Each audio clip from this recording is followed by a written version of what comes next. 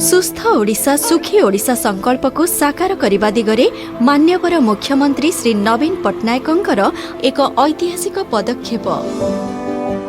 विजु स्वास्थ्य कल्याण योजनार नुआ स्मार्ट हेल्थ कार्ड नुआ रूपरे सेप्टेम्बर 1 तारिख ठारू राज्य में लागू कराजिबो।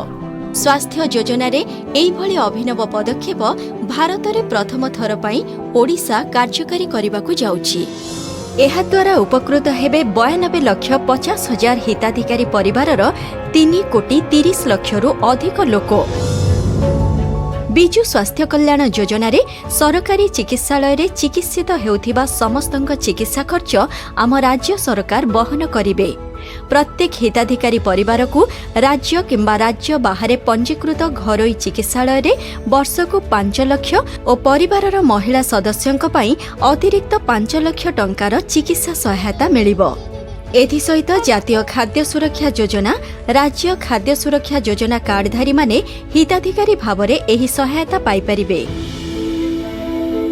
स्मार्ट हेल्थ कार्ड रो बंटन प्रत्येक जिल्ला रे अगस्त 2021 ठारू आरंभ होई नवेम्बर 2021 पर्यंत पर्यायक्रमे हेबो एवं हिताधिकारी माने स्मार्ट हेल्थ कार्ड न पाइबा पर्यंत जातीय खाद्य सुरक्षा योजना किंबा राज्य खाद्य सुरक्षा योजना कार्ड द्वारा समस्त सुविधा पाई परिबे। योजना विषय अधिक जानिबा पई टोल फ्री नंबर 104 सह संपर्क करि परिबे।